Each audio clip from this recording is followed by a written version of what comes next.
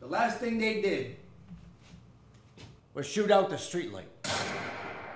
What is a city to do when the best-known moment in its history is its own destruction?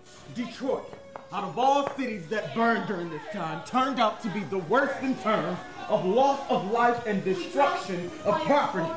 In Detroit's case, the answer is commemorate it with a series of exhibitions and plays on its 50th anniversary, poking the wounds of history.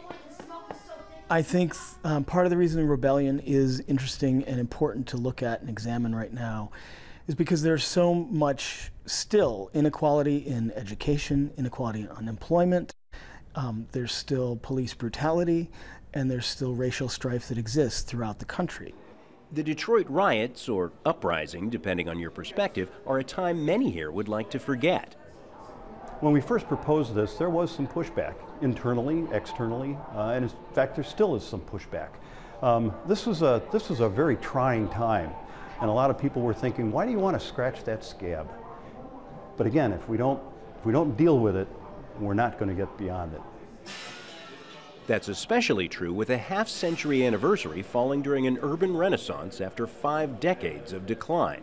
An exhibition at the Detroit Historical Museum relives the painful history from various perspectives. People want to know what happened. People are going to ask questions 50 years later, so we could either let this moment pass us by, or we could use it as an opportunity for everybody to understand our collective history.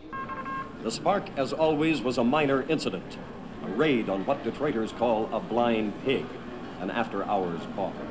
It all started on this block with that police raid. 4 days later, after thousands of Army troops took over the streets, it looked like a war zone. 43 dead, 1,000 injured, more than 7,000 arrested, and more than 2,000 buildings destroyed. It was one of the worst civil uprisings in American history. Hollywood is also getting in on the act with Detroit. It's a war zone out there. They're destroying the city. Drama set during the riots that premieres in August. At one point, the smoke was so thick it was impossible to see. It might be reopening old wounds, but with the Motor City's revival just beginning, so perhaps does the healing. John Hendren, Al Jazeera, Detroit.